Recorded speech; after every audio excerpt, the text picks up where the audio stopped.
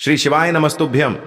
हर हर महादेव। दोस्तों, आप सभी लोग जानते हैं कि 20 जुलाई 2025 यानी रविवार को पड़ रही है सावन महीने की दशमी तिथि।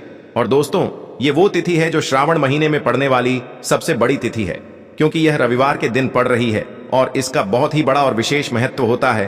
पूज्य गुरु जी ने कहा है, अगर कभी भी मौका लग जाए और श्रावण महीने की दशमी तिथि रविवार को पड़ जाए तो आप लोगों को 11 गेहूं के दाने वाला उपाय तो अवश्य ही करना चाहिए।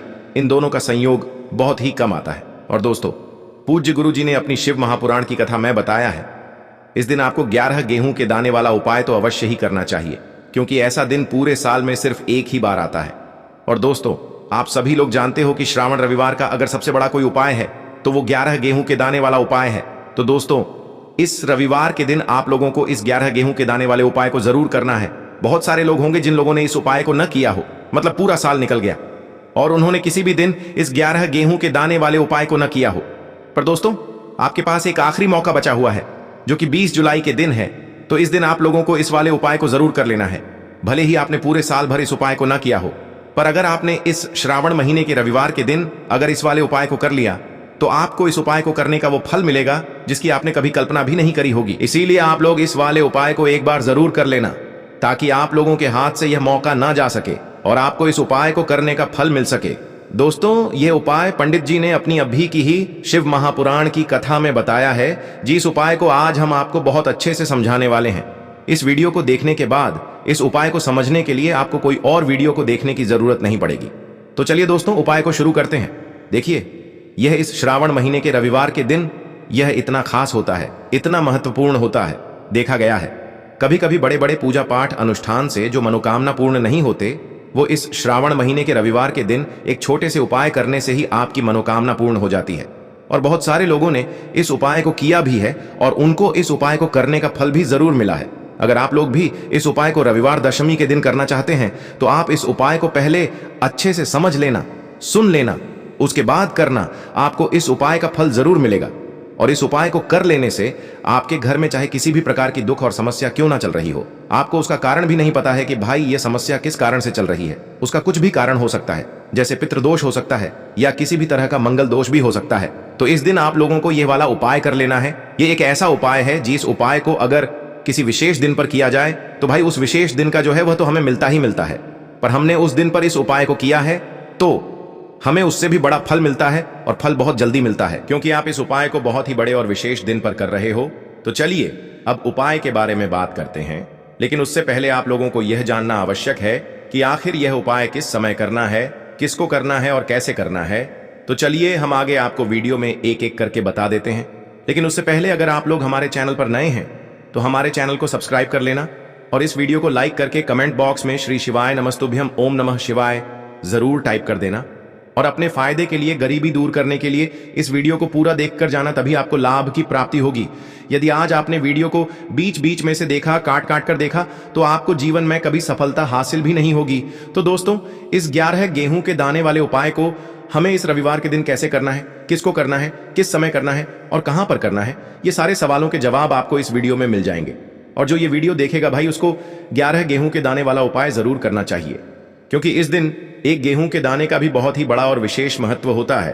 और जब बात आ जाए 11 गेहूं के दाने की, तो ये सोने पे सुहागा वाली बात हो जाती है और ये एक बहुत ही बड़ा उपाय हो जाता है इस श्रावण रविवार का। अब हम समझते हैं इस वाले उपाय को हमें करना किस समय है। इस 11 गेहूं के दाने वाले उपाय को हमें इस रविवार के दिन करना किस समय है। तो देखिए, इस उपाय को करने का जो समय है वह सुबह का समय है और शाम का समय भी है। अब देखिए, यहां पर हम मुख्य रूप से सुबह का समय नहीं बोलेंगे, क्योंकि 20 जुलाई रविवार दशमी का दिन है और इस दिन प्रदोष काल के समय का बहुत महत्व होता है। बाकी अगर सुबह के समय भी करेंगे तो भी अच्छा होगा, उसमें कोई भी दिक्कत वाली बात नहीं है। तो चलिए जानते हैं इस विशेष उपाय के बारे में।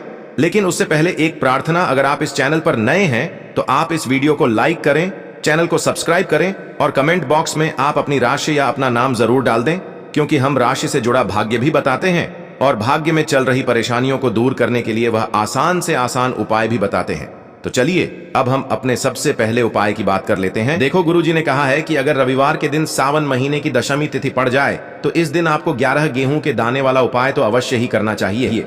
देखो, यह उपाय यदि आपके जीवन में कर्जा बहुत अधिक है, आपके जीवन में संकट बहुत अधिक रहते हैं, आपके ऊपर बहुत अधिक विपदा आ रही है, बार बार आपको अपने व्यापार में और अपने धन में हानि देखने को मिल रही है, यानी कि आपको प्रत्येक कार्य में हानि हो रही है, तो आपको यह उपाय करना चाहिए। देखिए, इस उपाय के लिए आपको 11 गेहूं के दाने आपको लेने हैं। ठीक है, 11 दाने लेने के बाद में आपको जरूरत होगी चावल के दानों की।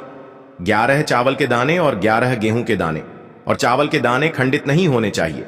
अब आप कहोगे, भैया गेहूं कहां से लेने हैं? देखो, आपको किसी भी किराना स्टोर पर गेहूं के दाने आपको आसानी से मिल जाएंगे, जाकर ले लेना। ठीक है ना? 11 गेहूं 11 चावल के दाने लेने हैं। साथ ही साथ आपको एक तांबे का लोटा लेना है और उस तांबे के लोटे में आपको जल भरना है। जल आपका खुद के घर का होना चाहिए, मंदिर का नहीं होगा। अब आप ये सब सामग्री लेकर पहुंच जाओगे महादेव के शिवलिंग के पास में। शाम के टाइम पे प्रदोष काल में देखो, जब आप ये उपाय कर रहे हो तो अपना फेस रखना उत्तर दिशा, नॉर्थ डायरेक्शन की तरफ। अब यहां पर जो मैं आपको क्रम बताने जा रहा हूं ना, उस मेरे क्रम को बहुत ध्यान से सुनिए। महादेव को अगर कोई सबसे प्रिय है ना, तो उनकी सबसे छोटी पुत्री, जिनका नाम है माता अशोक सुंदरी। जो आपके पास में चावल के 11 दाने हैं ना, उन चावल के 11 दानों को माता अशोक सुंदरी के स्थान पर आपको अपना नाम और गोत्र बोलते हुए समर्पित कर देने हैं, है ना? और चावल के दानों को रखने के बाद में जो आपके पास में तांबे का लौटा है ना, उस तांबे के लौटे को कहीं पे भी हम जल नहीं चढ़ाएंगे। सिर्फ और सिर्फ माता पार्वती का जो हस्तकमल आपको दिख रहा है, यहीं पे गोल गोल आपको समर्पित करना है उसी जल को, और कहीं नहीं। ना तो माता अशोक सुंदरी के स्थान पर, ना तो शिवलिंग के ऊपर, सिर्फ आपको यहाँ पे गोल गोल जलाधारी पर आपको उस जल को समर्पित करना है। अब आपके पास में बचे हुए हैं 11 गेहूं के दाने और बचे हैं। उन्हीं 11 गेहूं के दाने को आपको अपनी मनोकामना अपने विशेष कहते हुए महादेव के शिवलिंग के ऊपर, अगर आप वैशाख सप्तमी के दिन प्रदोष काल में समर्पित कर देते हैं, तो आपकी जो भी मनोकामनाएं होंगी, जो भी विश होंगी, महादेव पूरी जरूर करते हैं। अन्न को समर्पण करने से, उस खासकर गेहूं को समर्पण करने से हमारी इच्छाएं पूरी होती हैं। और अगर वह दिन रविवार का दिन हो, तब तो इससे सुंदर संयोग कुछ भी नहीं हो सकता। आपकी इच्छाओं को पूरा करने के लिए बहुत स्पेशल, बहुत प्यारा सा उपाय आप सभी को जरूर करना है। ध्यान में रखिएगा, यह उपाय प्रदोष काल में करना है। देखो, गुरु जी ने कहा है, भगवान शिव के शिवलिंग पर 33 कोटि देवी देवताओं का वास होता है। अगर हम शिवलिंग के सामने कुछ भी उपाय करते हैं तो हमारे सभी देवी देवता हमसे खुश हो जाते हैं। ये उपाय आपको अवश्य करना है। देखो, सुबह के टाइम नहीं कर सकते, ठीक है? अब बात करते हैं अगले उपाय की। देखो, इस उपाय को आप सुबह से लेकर शाम तक कर सकते हैं। तो चलिए बढ़ते हैं उपाय की ओर। देखिए, इसके लिए आपको क्या करना है, एक काली मिर्च लेनी है। देखो, ध्यान से समझना, एक काली मिर्च लेनी है और ध्यान देना है कि काली मिर्च कहीं से भी खंडित नहीं होनी चाहिए। फिर इसके बाद आपको लेना है एक गोल बाती का दीपक। देखिए, दीपक आप चाहे तो माटी का ले लें, और यदि आपके पास माटी का दीपक नहीं है तो आप यह दीपक शुद्ध आटा लगा करके एक दीपक बना सकते हैं। बस आपको ध्यान देना है कि उस आटे में आपको नमक या हल्दी का प्रयोग नहीं करना है, ठीक है? तो आप एक बढ़िया सा दीपक बना लें और उस दीपक में गोल बाती लगा करके उस दीपक में आपको घी भरना है। देखो, गाय का शुद्ध घी आपको उस दीपक में भरना है। अब क्या करना है, आपको इन दोनों चीजों को लेकर चले जाना है बेलपत्र के पेड़ के पास। देखो, गुरु जी ने अपनी अभी की शिव महापुराण कथा में भी बताया था, जो भी व्यक्ति प्रदोष काल में जो भी एक दीपक प्रज्वलित कर देता है, उसके घर पर धन की कमी नहीं हो सकती। देखो, यदि आपके घर के आसपास कहीं बेलपत्र का पेड़ नहीं है या घर से काफी दूर पड़ता है और आप जा नहीं सकते, तो आगे हम यह भी बताएंगे कि कैसे इस उपाय को करना है। अगर बेलपत्र वृक्ष ना हो तो देखो, अब आपको प्रदोष काल में इन दोनों चीजों को लेकर चले जाए बेलपत्र के पेड़ के पास में। अब क्या करना है, सबसे पहले आपको उत्तर दिशा की ओर मुंह करके आपको खड़े हो जाना है और जो आप दीपक लेकर गए हैं उससे आपको बेलपत्र की जड़ में प्रज्वलित करना है। दीपक प्रज्वलित करने के बाद आपको एक काली मिर्च अपनी हथेली पर रखना है और बेलपत्र के पेड़ का आपको 5 बार परिक्रमा लगा लेना है। और यदि आप परिक्रमा बेलपत्र के पेड़ का नहीं लगा सकते हैं तो आपको दीपक को चारों ओर कुछ इस तरह से दीपक के ऊपर से 5 बार घुमा देना है, मतलब आरती करना है। और घुमाने के बाद आपको उसी काली मिर्च को दीपक में डाल देना है और वहीं पर बैठकर हाथ जोड़ करके आंख बंद करके आपको जो भी आपके जीवन में समस्याएं हैं, घर से लक्ष्मी जी का निवास नहीं है, घर में लक्ष्मी जी प्रवेश नहीं कर रही है, और भी जीवन में जो भी समस्याएं हैं, तो उस समय आपको विनती करनी है, ठीक है?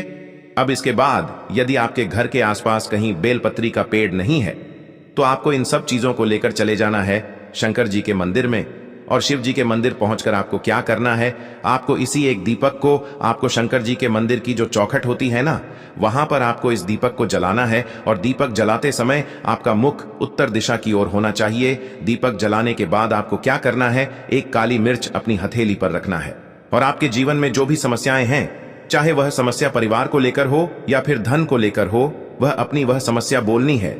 और बोलने के बाद आप उसी काली मिर्च को दीपक में डाल देना है और आपकी कामना पूर्ण हो जाए, घर में लक्ष्मी जी का निवास हो, ऐसी कामना आपको कर लेनी है। देखिए, शंकर जी की मंदिर की जो चौखट होती है ना, उसमें 33 कोटि देवी देवता निवास करते हैं। यदि आप वहां पर दीपक जलाते हैं तो इससे भगवान शिव तो प्रसन्न होते ही है, साथ ही आपको 33 कोटि देवी देवताओं का आशीर्वाद प्राप्त होता है। और वह सभी प्रसन्न होते हैं जिनकी आशीर्वाद से आपकी कामना 100% पूरी होती है। आप यह उपाय जरूर करिएगा, बहुत ही छोटा सा उपाय है, करके देखिएगा। देखिए, अब हम जान लेते हैं गुरुजी द्वारा बताए गए दूसरे उपाय के बारे में। इस उपाय के लिए आपको मात्र 2 लौंग लेनी होगी, यानी कि आपको एक लौंग का जोड़ा लेना है। 2 फूल वाली आपको लौंग लेनी है। लौंग का जोड़ा कहीं से भी खंडित नहीं होना चाहिए, इस बात का ध्यान रखें। इसी के साथ में आपको लेना होगा लाल चंदन का पाउडर। देखिए, यदि आपके पास लाल चंदन की लकड़ी है तो उसे घिसकर भी आप चंदन के रूप में प्रयोग कर सकते हैं। यदि पाउडर है तो उसका भी आप अपने उपाय के लिए प्रयोग कर सकते हैं। देखिए, चंदन जो है वह तेज का प्रतीक माना गया है और साथ ही साथ जीवन के अंधकार को दूर करने का प्रतीक माना गया है। अब इसी के साथ में आपको मात्र एक तांबे के पात्र के अंदर शुद्ध जल लेना होगा अपने घर से। अब दोस्तों, ये तीनों सामग्री लेकर के सीधे आपको पहुंच जाना होगा भगवान शिव के मंदिर में। देखिए, इसी के साथ में आपको एक गोल बाती का दीपक भी लेना होगा। दीपक आप मिट्टी का भी ले सकते हैं, शुद्ध घाटा मढ़कर उसका भी तैयार कर सकते हैं। और दीपक में आपको शुद्ध घी का प्रयोग करना है। लेकिन जैसे ही आप इन सभी सामग्रियों को मंदिर में लेकर के पहुंचेंगे, मंदिर में जैसे ही आप चौखट के वहां पर पहुंचेंगे तो मंदिर की चौखट के सीधी तरफ आप जो अपने साथ एक गोल बाती का दीपक लेकर के आए हैं, उसे आपको सबसे पहले तो प्रज्वलित कर देना है। यानी कि जैसे ही आप मंदिर की चौखट के वहां पर प्रवेश करते हैं तो उसके सीधी तरफ आपको यह गोल बाती का दीपक प्रज्वलित कर देना है। अब देखिए, जैसे ही आप यह दीपक प्रज्वलित करेंगे तो आपकी जो भी मनोकामना है उससे आपको बोल देना है। आप इस दीपक को इस प्रकार से प्रज्वलित करने के बाद इन सभी सामग्रियों को आपको शिवलिंग के पास में लेकर पहुंच जाना है। अब देखिए दोस्तों, आपके पास जो एक तांबे के पात्र के अंदर शुद्ध जल है, उसमें से आपको केवल आधा लोटा जल ही भगवान शिव के शिवलिंग पर अर्पित करना है। आधा लोटा जल आपको उसी पत्र के अंदर बचा लेना है। अब दोस्तों, आपके पास जो 2 लौंग है, यानी कि एक लौंग का जोड़ा है, उससे आपको अपना नाम और अपने गोत्र को बोलते हुए आपकी जो भी समस्या चल रही है, आपके जीवन में जो भी परेशानी उत्पन्न हो रही है, उन्हें आपको बोल देना है। और ये जो लौंग का जोड़ा है, इसे आपको भगवान शिव के शिवलिंग पर अर्पित कर देना है। जैसे ही आप यह 2 लौंग शिवलिंग पर चढ़ाएंगे तो अपना हाथ जो है वहां पर आपको रखना है और महादेव से आपको प्रार्थना करनी है कि मेरे जीवन की यह जो परेशानियां हैं वह सभी दूर हो जाएं।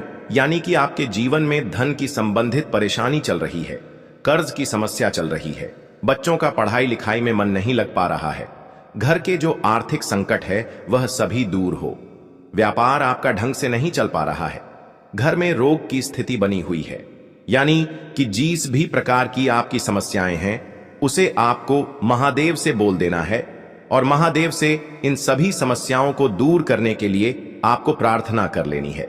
अब देखिए दोस्तों, आपने जो 2 लौंग शिवलिंग पर समर्पित की थी उसे आपको वहां से उठा लेना है और इन दोनों लौंग को आपको शिवलिंग से उठा करके सीधे उससे जल के पात्र के अंदर डाल देना है। यानी कि आपने आधा लोटा जल और बचाया हुआ था, उसी के अंदर आपको यह 2 लौंग डाल देनी है। और साथ में आप जो लाल चंदन लेकर के आए थे, उस लाल चंदन को भी आपको उसी पात्र के अंदर डाल देना है। यानी कि आधा लोटा जल और बचा हुआ है तो उसी आधे लोटे जल के अंदर आपको यह लाल चंदन भी डाल देना है।